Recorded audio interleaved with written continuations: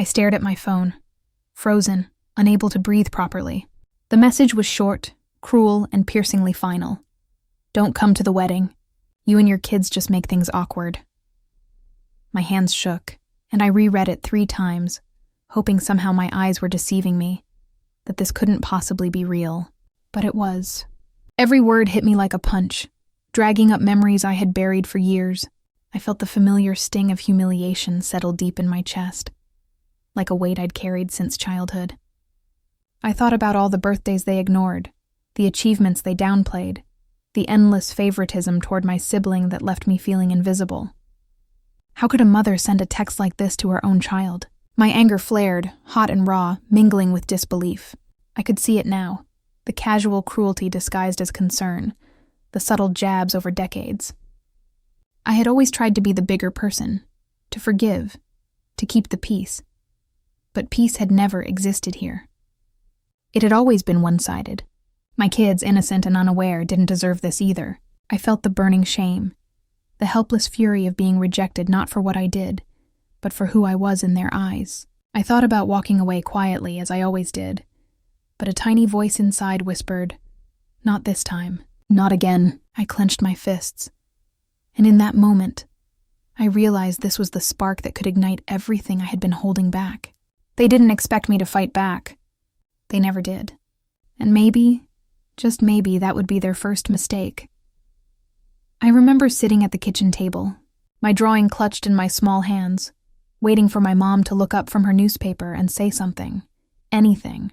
Instead, she barely glanced at me and commented on my sibling's latest trophy. The one displayed so prominently on the shelf, it felt like a spotlight I would never get.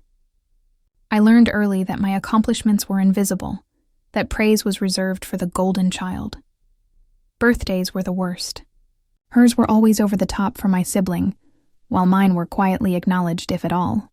I'd practice piano for hours, perfecting every note, only to hear a distracted, "That's nice, honey," before she moved on to admire my sibling's performance in a school play.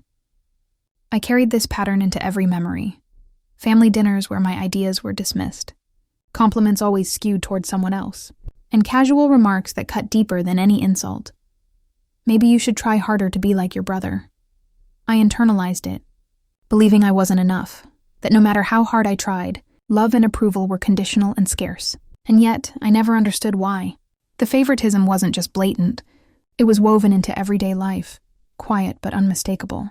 It taught me to hide my achievements, to swallow my pride, to measure myself against someone I could never surpass in their eyes. That lingering resentment never faded. It shaped every relationship, every expectation I had of family, and every small humiliation I silently endured. Now, looking back as an adult, I could see how deeply it had wounded me, and why my mother's text wasn't just an isolated moment.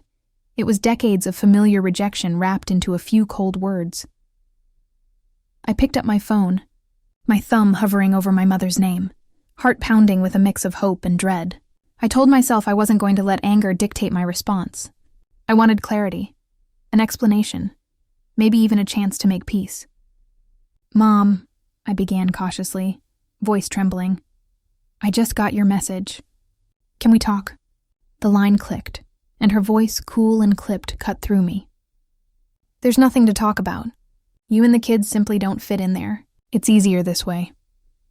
I tried again, pleading for understanding, reminding her of the years, the sacrifices, the birthdays, the holidays where I had gone out of my way to keep family bonds intact. She sighed, dismissive and condescending. "You always make things so dramatic. Maybe one day you'll see it's better this way." The words felt like a slap I hadn't seen coming. Every milestone, every wedding, every family gathering flashed through my mind. Events I had been purposefully excluded from, watching from the sidelines as they celebrated my siblings' successes. The FOMO burned in my chest, a sharp ache of being left out, undervalued, invisible. I felt small, rejected, and simultaneously furious. How could someone so intimately connected to me treat me as an outsider? The line went dead, and I stared at the phone, seething. Clarity had turned to humiliation. Peace had turned to frustration. And I realized that this time, I wasn't going to walk away quietly. Something inside me had shifted, demanding more than apologies or explanations. This was no longer just about being left out. It was about reclaiming my place and proving that exclusion had consequences. When I told my kids about the text, their faces fell, small shoulders slumping under a weight no child should bear.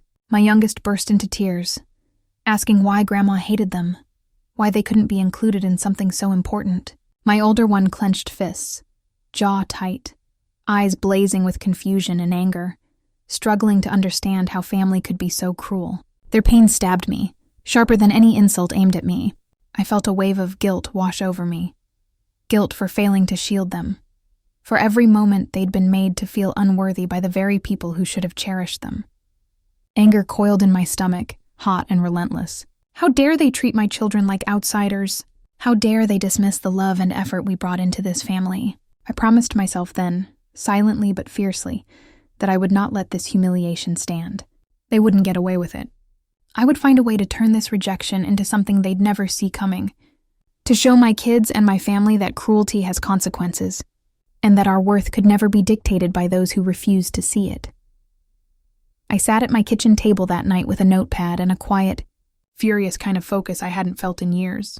The anger that had flared when I read the text had settled into something colder and sharper. A plan. I wasn't interested in public spectacle for spectacle's sake. I wanted leverage, facts, and a slow, undeniable reveal that would make them rethink everything. First, I needed information.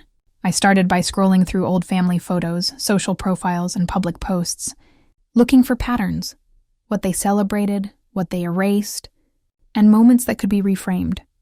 I called an old friend who worked in events and asked about venues, guest lists, and what made a wedding feel exclusive.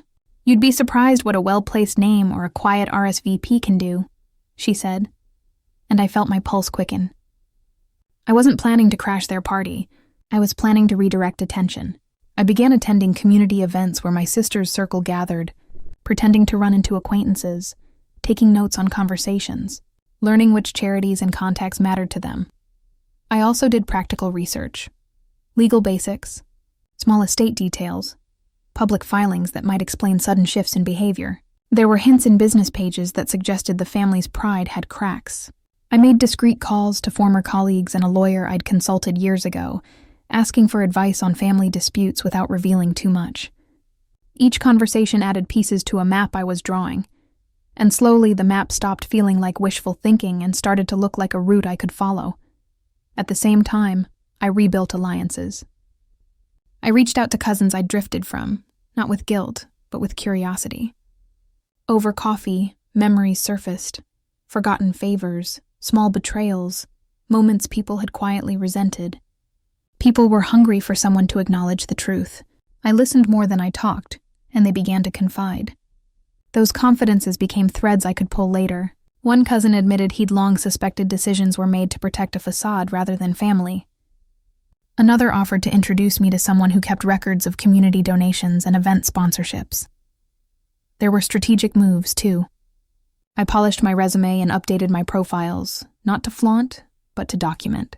When my sister posted another achievement, I saved the evidence and archived the dates. I scheduled a meeting with a local magazine editor under the pretense of a piece on family traditions. The editor was intrigued by the dynamics I hinted at, and suddenly I had a potential platform for whatever I chose to reveal. It was all about having options, and options felt like breathing again. Even my children played a role, without knowing it. I taught them to carry themselves with quiet confidence, to answer questions with a steady voice, to be present without offering fuel for their critics. Their resilience became a living rebuke. Every small victory, my son's polite but unflinching reply to a snide aunt, my daughter's steady eye contact, felt like rehearsal for the moment consequences would arrive. The first real power reversal wasn't a headline or a confrontation. It was the moment I stopped reacting and started orchestrating. Where I had once expected approval, I now engineered accountability. I wasn't bitter spectacle. I was methodical. I imagined their faces when the pieces began to move, when the social scaffolding they'd relied on showed hidden faults. Control felt intoxicating and terrible at once. By the time the wedding approached, I didn't just have a plan, I had the materials to execute it. One cousin, squeezing my hand, whispered, "We've got your back." And I realized I wasn't alone. I even arranged for a small symbolic reveal, a letter and a dated photograph that could undo their tidy narrative. I spent nights rehearsing phrasing, imagining reactions, and teaching my kids to hold their heads high. Every preparation sharpened my resolve. Nothing would catch them off guard again. When the day came, I would be ready, and they would learn that underestimating me was their first mistake. The morning of the wedding, I parked a few blocks away, watching from the shadows as the family arrived in their polished cars, dressed to impress, faces glowing with self-satisfaction. They didn't know I was here. They assumed I'd stayed home, sulking over my exclusion, quietly defeated. I could feel the familiar knot of FOMO twist in my chest, the same one I'd carried as a child, the same one that had burned when I was always overlooked, always second best. But this time I wasn't powerless. I had my plan, my allies, my little arsenal of truths and surprises, and the anticipation of what was to come made the air around me feel electric. Through the decorative gates, I saw them laughing, hugging, congratulating each other on a job well done, gloating as if they had already won. My sibling flaunted a new designer dress. My mother fussed over the seating chart, and cousins whispered approvingly, unaware that the guest they had dismissed as unworthy was already among their ranks in spirit. Each laugh, each gesture of triumph, stung, but instead of shrinking, it sharpened my focus. I observed the crowd carefully. Who was positioned where? Which eyes would notice me first if I entered?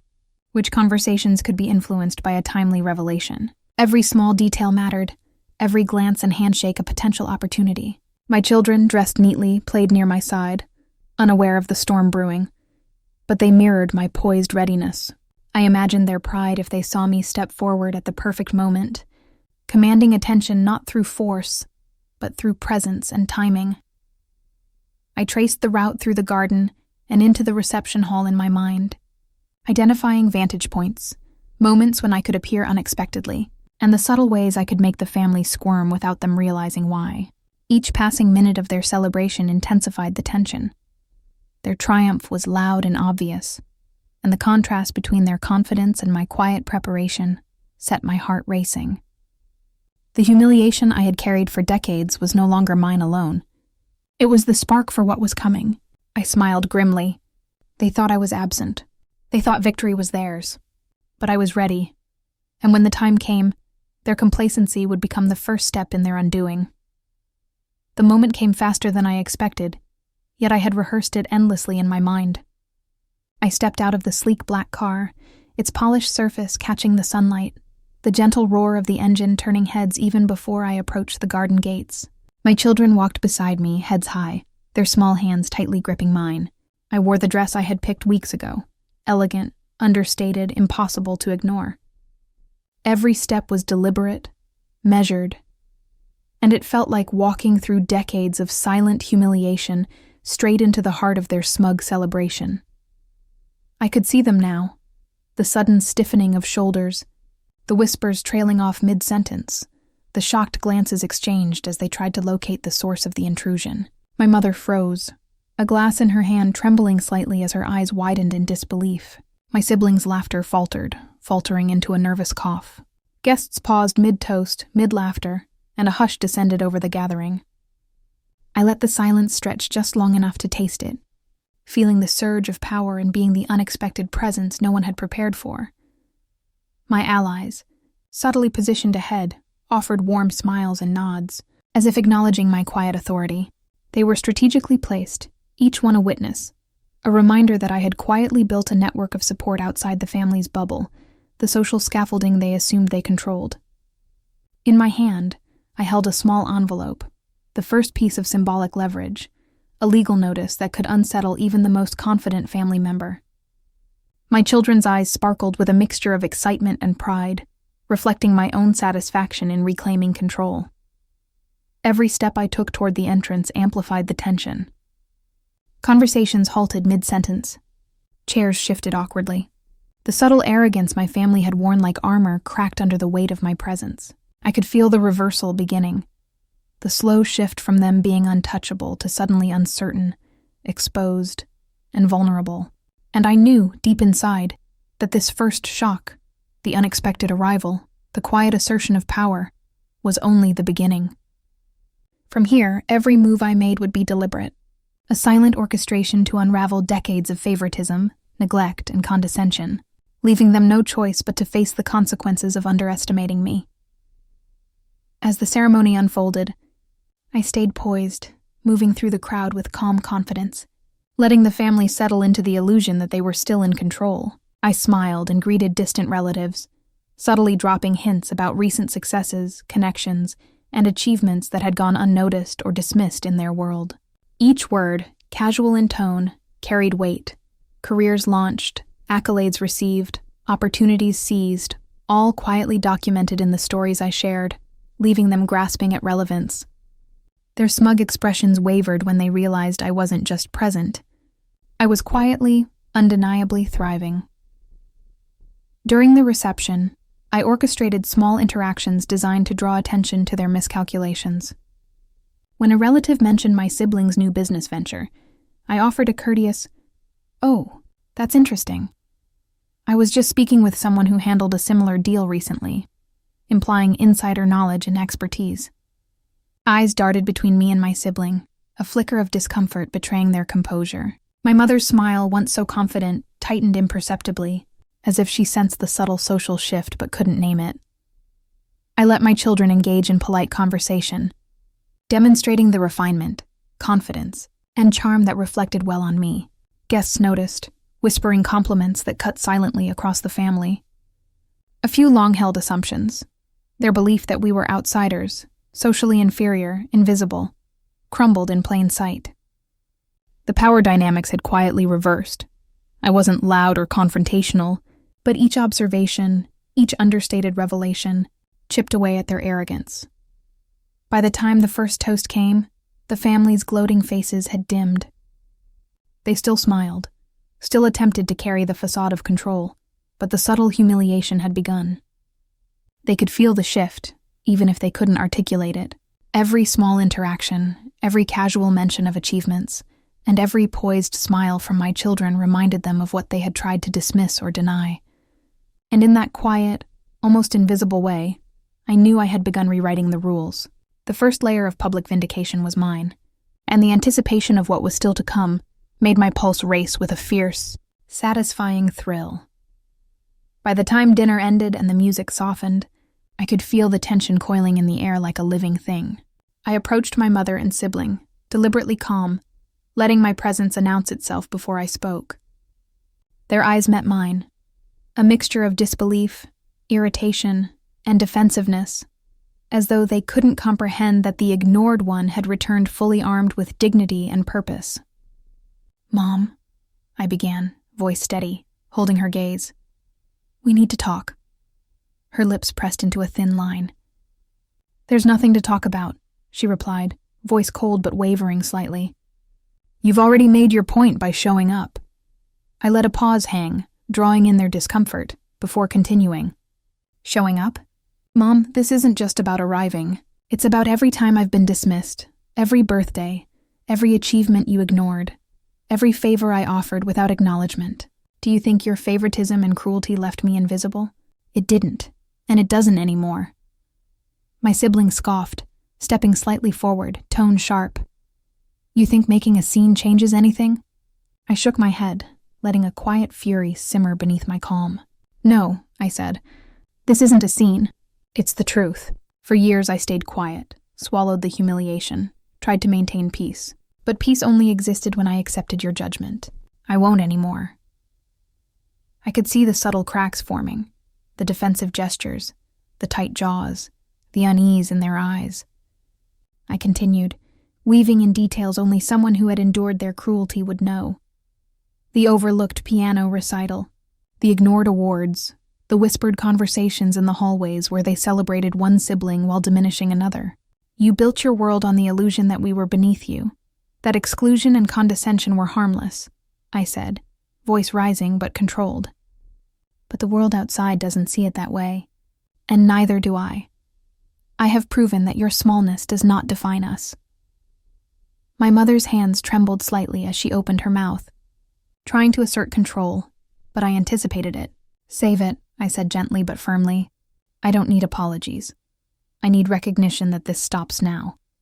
That your treatment of us no longer dictates our worth. My children and I are not your shadows. We are present, accomplished, and deserving of respect, whether you acknowledge it or not.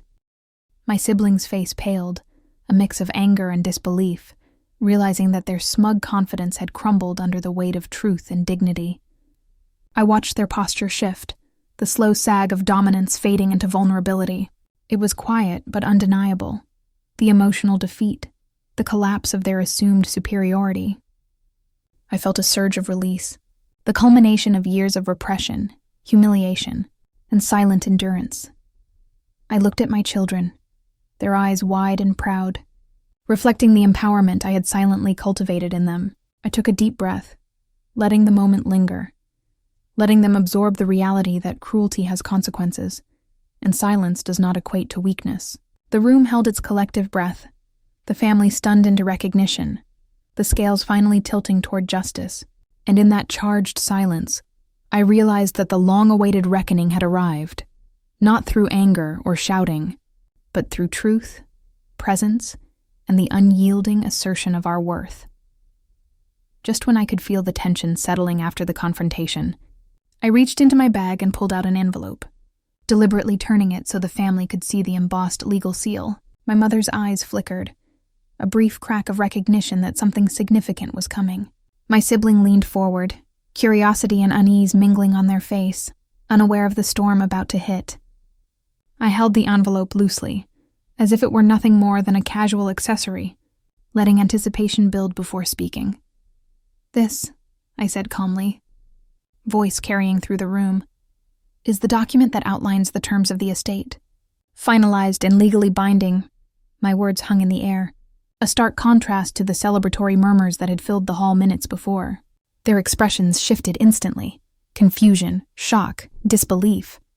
It details the portion of the inheritance that was never discussed openly, the assets and properties that were, until now, kept in the shadows. I'm not just present here as a guest. I'm here as someone who is equally entitled, someone whose place and value cannot be erased or ignored. My mother's hand trembled, a napkin twisting in her fingers as she struggled to maintain composure. My siblings' jaw dropped, eyes wide as they realized that the careful narrative they had relied on for years, the one where I was always secondary, always overlooked, was unraveling in front of everyone. I let the silence stretch, allowing every word and gesture to punctuate the moment. Then, slowly, deliberately, I opened the envelope and displayed the contents. Legal filings, bank statements, and property records that confirmed my stake, my standing, my unacknowledged success. The room was electric with disbelief. Guests whispered among themselves, some openly glancing at me with admiration, others shocked at the sudden reversal. My children stared in awe, proud but incredulous, as the weight of decades of exclusion and humiliation collapsed before their eyes. I spoke again, this time weaving in subtle reminders of the family's past behavior. The ignored achievements, the favoritism, the dismissals that had taught me patience, strategy, and resilience. "You assumed absence equaled weakness," I said softly but firmly. "You assumed silence meant surrender. You were wrong. Every glance I received from relatives reinforced the impact. Their social position, carefully curated and polished over the years, had been subtly but undeniably challenged. Even my mother, usually so composed, blinked rapidly, caught between disbelief and the dawning realization that her assumptions about me had been catastrophically wrong. My sibling's face flushed with humiliation, unable to respond, unable to reclaim the narrative. I closed the envelope with a crisp snap, letting the sound punctuate the finality of the revelation. The power dynamic had shifted entirely. Where they had once wielded superiority effortlessly, they now stood exposed, vulnerable, and unsettled. I could feel the rush of vindication, not from vengeance alone, but from the quiet assertion of truth, competence, and rightful claim. It was more than social dominance. It was undeniable proof that underestimation had consequences, and that all the planning, patience, and perseverance had culminated in this second, explosive reversal. My children grinned at me, a mixture of pride and disbelief lighting their faces. In that moment, I realized we had not only survived the rejection and humiliation, We had emerged stronger, validated, and unassailable. The room, once filled with the smug confidence of my family, now trembled with the weight of reality. And I, quietly but completely, had won. After the wedding ended and guests began to drift away, I found a quiet corner and let myself exhale fully for the first time in years. The adrenaline had faded, leaving a profound mixture of relief, pride, and lingering sorrow. I thought about every moment that had led to this, the texts, the dismissals, the childhood favoritism, and the countless times I had swallowed humiliation to keep the peace. Each memory now felt like a stepping stone, shaping the strategy, patience, and strength I had relied on to reclaim control. Looking at my children, I felt a surge of warmth and validation. They had witnessed not only the reversal of injustice, but also the demonstration that dignity, intelligence, and perseverance could prevail over cruelty and neglect. Their eyes sparkled with pride, reflecting my own feelings and reminding me that empowerment could be passed quietly, intentionally, from one generation to the next. I realized that the family dynamics that had once defined me no longer held power over my self-worth. The lessons were clear. Exclusion does not define value. Silence can be strategic, and justice, though it may take time, can be achieved through resilience, patience, and thoughtful action. I had learned to transform anger into purpose and humiliation into motivation, and now the sense of vindication was both satisfying and liberating. For the first time, I felt free of the burden of proving myself, yet aware of the responsibility to protect and guide my children through similar trials. Their pride and confidence in themselves had blossomed alongside mine, and the quiet smiles exchanged between us spoke louder than any words. The emotional catharsis was complete. The injustice had been confronted, the humiliation addressed, and the empowerment realized. And though the wounds of the past would always linger, they no longer dictated our story. They were merely chapters we had survived, transformed into lessons, strength, and a future we now controlled. As the sun dipped low and the last guest trickled out, I stood on the edge of the garden, my children by my side, and let the quiet settle around us. The wedding had ended, but the echoes of the confrontation and revelations lingered, like ripples across a pond that would never completely fade. My family may never fully accept us, not truly, but that acceptance no longer mattered. We had claimed our space, our dignity, and our right to be seen. The justice we had earned was subtle yet undeniable, and in that, there was a profound satisfaction that neither time nor distance could diminish. I looked at my mother, who lingered in the background, her expression a mixture of disbelief and reluctant acknowledgement. I felt neither triumph nor gloating, only a calm certainty that the narrative had shifted irrevocably. My sibling, once so cocky, now navigated the social aftermath cautiously, their confidence shaken in ways that no apology could undo. I allowed myself a small, quiet smile. The power dynamics had been reset, and for the first time I felt entirely unshackled from the past. My children beamed at me, their pride and joy a mirror of my own. I realized that the most important victory wasn't the legal documents or the shocked expressions of my family. It was the empowerment we carried with us, the resilience and confidence that no one could take away. The bittersweetness lingered because wounds remained, and the emotional scars of favoritism and neglect could never be fully erased. But that did not diminish our triumph. It only made it more real, more human. As we walked away, hand in hand, I reflected on the journey. The pain, the planning, the strategy, and the quiet, hard-won victories. Life with this family would never be simple, and acceptance might never come. But our place in the world, our worth, our voice, our power, was finally ours to claim. And that, I realized, was more than enough. Months later, life had settled into a rhythm that felt entirely ours. My children thrived in school and social circles, their confidence growing with each day, a living testament to the lessons we had learned together. I pursued new opportunities, career moves, community projects, and personal goals with a quiet assurance that came from having reclaimed control of my own story.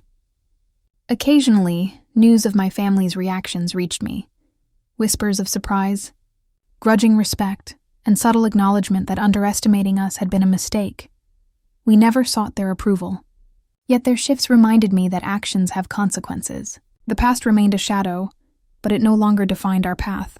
We moved forward, empowered, resilient, and ready for whatever came next, secure in the knowledge that dignity, strategy, and patience could turn even the deepest wounds into a foundation for triumph.